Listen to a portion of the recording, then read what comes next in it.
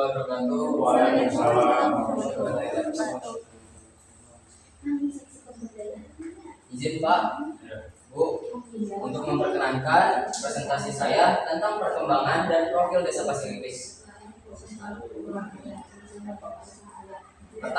Poin pertama yang akan kita bahas adalah Desa Pasir-Ipis, luas wilayah yang berluas 8.337.366.000 hektar. Batas wilayah desa sebelah utara areal tanah BUMN PGJ 17, sebelah timur Desa Penyingkiran, sebelah selatan Desa Jawa, sebelah barat Desa Bantar Jati dan Surakarta.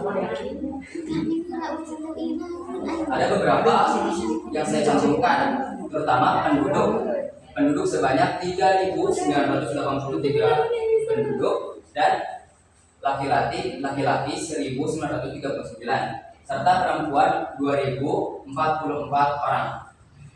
Kita bisa lihat di sini saya terangkan peta Desa Pasir-Ipis, Balai Desa Pasir-Ipis, murid-murid laki-laki dan murid-murid perempuan. Murid apa itu? Murid-murid sekolah dasar. Serta pelang pintu keluar masuknya Desa Pasir-Ipis. Gerbang, gate, ya. Gerbang desa. Kita bahas dari sejarah Desa Pasir-Ipis. Pada mulanya Desa Pasir-Ipis hanya merupakan suatu kampung yang dipimpin masyarakat oleh Bapak Sadiman. Beberapa hari menjelang, Mahaprabu Kerajaan Demak akan meminang putra mahkota Sinu Cirebon. Ketika itu Mahaprabu memerintahkan para abdi untuk segera berangkat menuju arah barat untuk melaksanakan maksudnya meminang putri mahkota Sinu Cirebon. Beberapa hari menjelang, para rombongan melewati wilayah Cirebon, bahkan tersesat ke wilayah Talaga. Ketika tiba di perbatasan Talaga, para rombongan dihadang oleh dua orang yang berjaga. Mereka merasa kaget dengan kedatangan para rombongan kerajaan Demak tanpa ada kabar sebelumnya. Akhirnya para rombongan dihadang oleh putra mahkota yaitu Raden Pucuk Umun Putra dan adiknya Nyi Ageng Selapandar, dan langsung memberi teguran karena merasa dipermalukan dan tersinggung. Tanpa adanya konfirmasi dari pihak Demak, sekali sih pakai dikit datang ke Desa Talaga. Maksudnya gitu, Bu. Padahal itu hanya tersesat saja ya. Iya, betul, Bu. Padahal ingin ke Cirebon. Lalu merasa tersinggung dan termalukan, mereka terjadinya pemberontakan atau perselisihan, ya, konflik antara dua ajudan tadi, Pucuk Umun Putra dan Nyi Ageng Selapandar dengan pasukan Dari Demak. Lalu putra mahkota Talaga mundur tunggang langgang dalam pelariannya dan Pucuk Umun dan Nyi Ageng Selapandar ke arah barat yaitu Banten, kalau Pucuk Umun ke arah utara ke arah Pasir-Ipis. Saat pelariannya, Raden Pucuk Umun Putra sempat bersembunyi di daerah Rangkeng, namun tidak berapa lama tempat itu diketahui oleh pasukan Cirebon karena ditaklukkan untuk diislamkan. Begitu akan ditangkap, Raden Pucuk Umun berubah wujud menjadi sebuah tongkat yang menancap di tanah.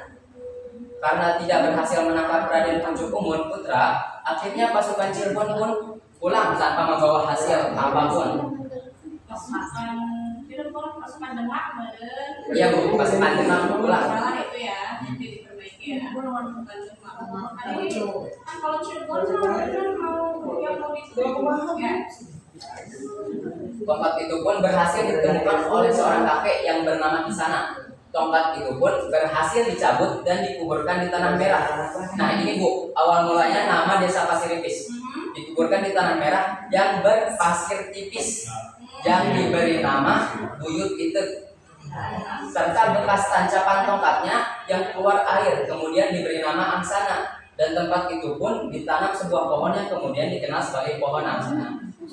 Maka sejak itulah desa tersebut diberi nama Pasiripis, yang akhirnya desa Pasiripis memisahkan diri dari desa Jawa, dan pada tahun 1870 Desa Pasiripis memekarkan menjadi 3 desa, yaitu Pasiripis, Desa Sukamatta, dan Desa Sukamulya.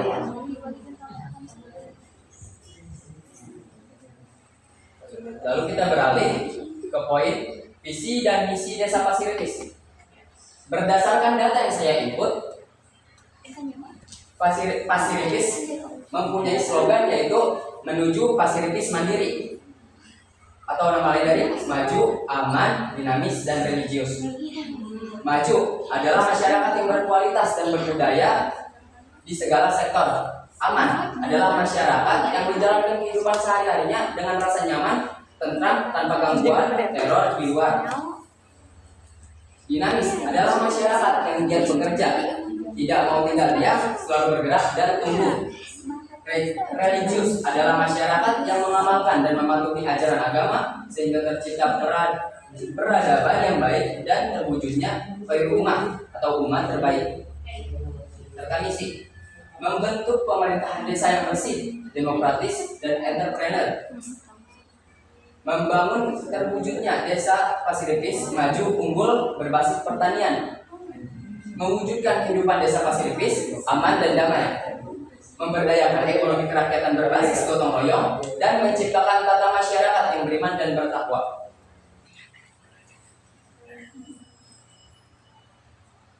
Faktanya, lahan tanah Desa Pasiripis seluas 4.670.527 hektar persegi. Maka petani adalah mayoritas atau petani adalah profesi atau pekerjaan mayoritas masyarakat Desa Pasiripis. Bagi saya, pendidikan adalah sebuah kepentingan di setiap desa. Makanya saya cantumkan beberapa prasarana pendidikan yang ada di Desa Pasiripis. Pertama, SDN Pasiripis 1, kedua SDN Pasiripis 2, ketiga TPQ Baitur Rahmah, keempat TK Kartika Ali, dan kelima MD Miftahus Sadat. Peningkatan sarana dan prasarana pendidikan di desa dapat memiliki dampak yang signifikan terhadap perkembangan anak-anak di pedesaan. Dengan adanya fasilitas pendidikan yang memadai, anak-anak dapat mengakses pendidikan dengan lebih mudah dan memiliki lingkungan belajar yang lebih baik.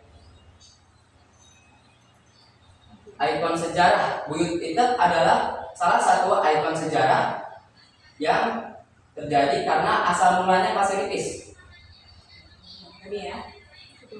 Kampung Bejing, wisata Bejing atau Bejing? Kalau biasanya kan kebetulan Sulawesi. Bejing anjing, Bu. Jadi Bejing. Bejing atau Bejing? Bejing.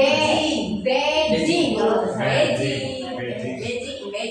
anjing. Bejingnya. Kampung Bejing itu adalah sebuah lahan yang dikhususkan untuk peternakan yang luas, Bu. Makanya menurut data yang diinput ada sekitar 10.000 kambing atau domba yang dibagi oleh peternakan, yang dibagi oleh peternak-peternak di sana. Dan di wisata tersebut anjing adalah sebagai penjaga dan sebuah domba takutnya ada beberapa maling yang masuk ke dalam lahan tersebut. Jadi bukan ini ya, bukan peternakan anjing, bukan ya. Kalau anjing itu fungsinya untuk menjaga ya. Oke.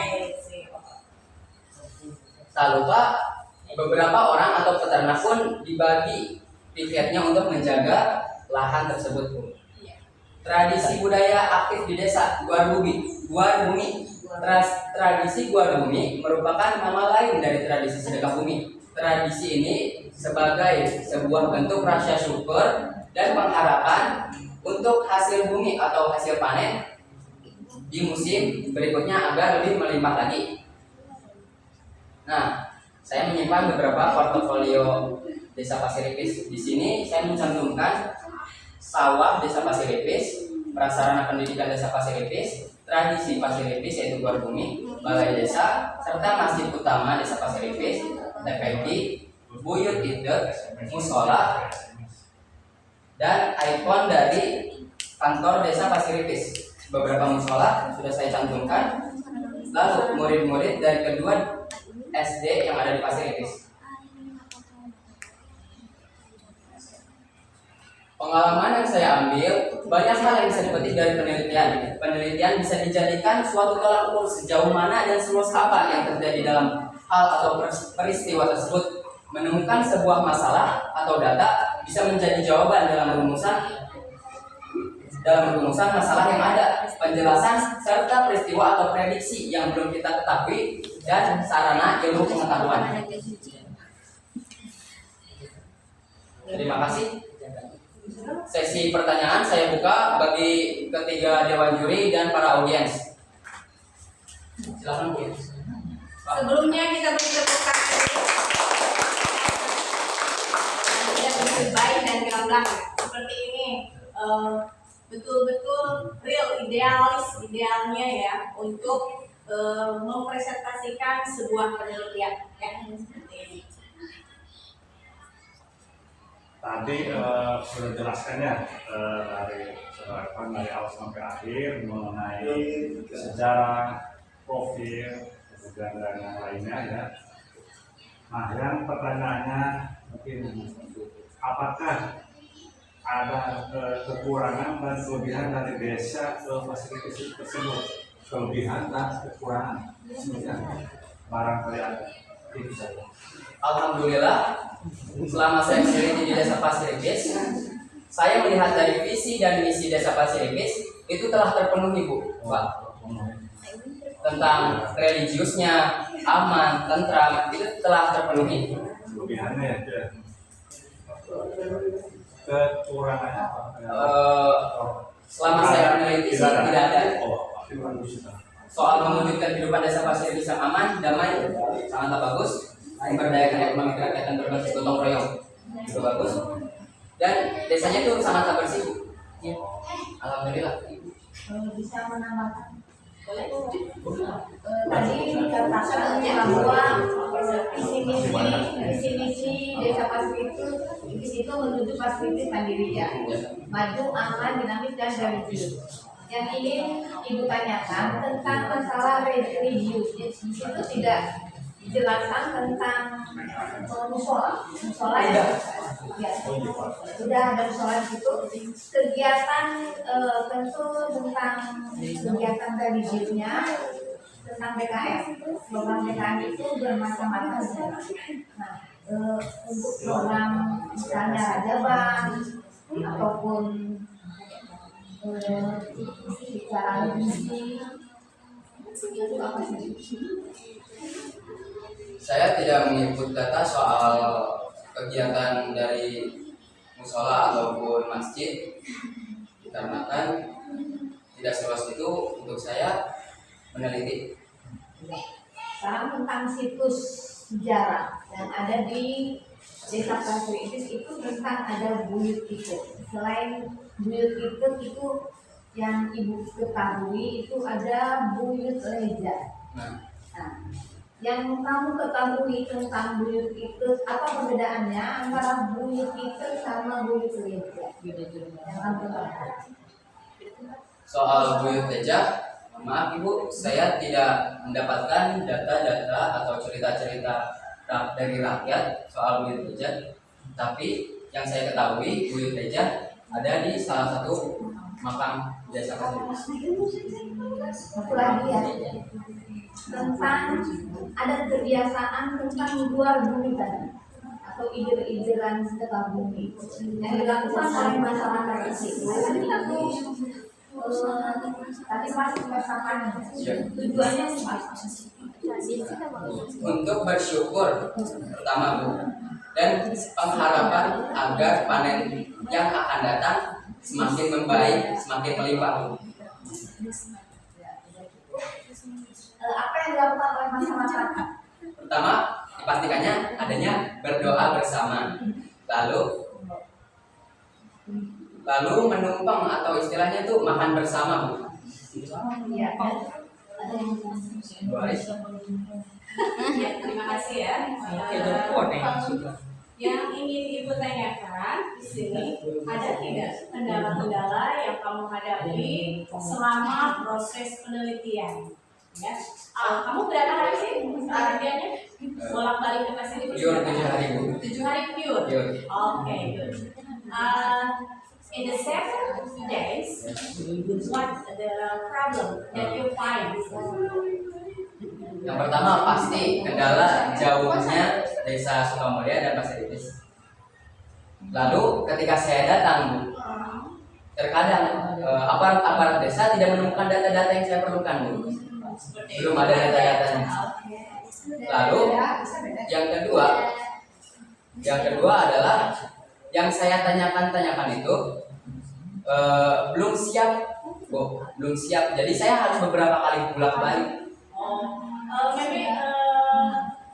Maybe you mean mereka belum siap gitu datanya. Nanti saya cari ya.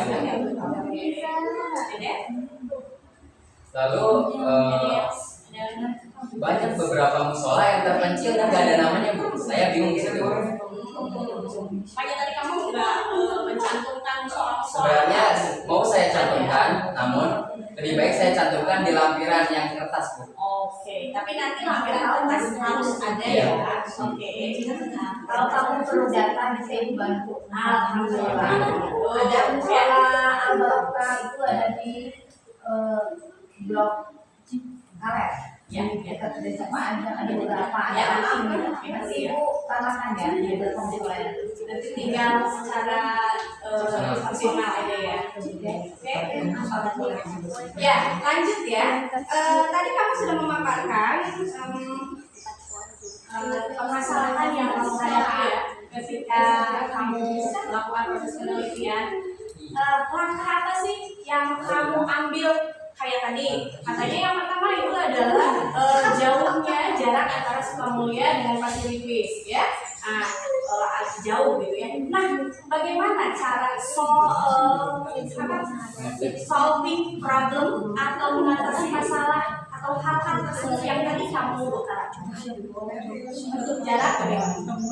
Jarak saya paling menunggu, Bu, tapi perlu waktu beberapa jam untuk aparat desa menemukan data-data yang saya butuhkan. Kalau itu mah berarti bukan jarak. Kalau itu mah kan itu adalah problem solving data yang pending gitu ya, karena mereka butuh waktu. Nah, kalau misalkan jarak nih gitu, apa sih yang kamu lakukan? Misalnya kamu membagi waktu atau mencari-cari kira-kira kapan nih saya bisa ke sana atau bagaimana?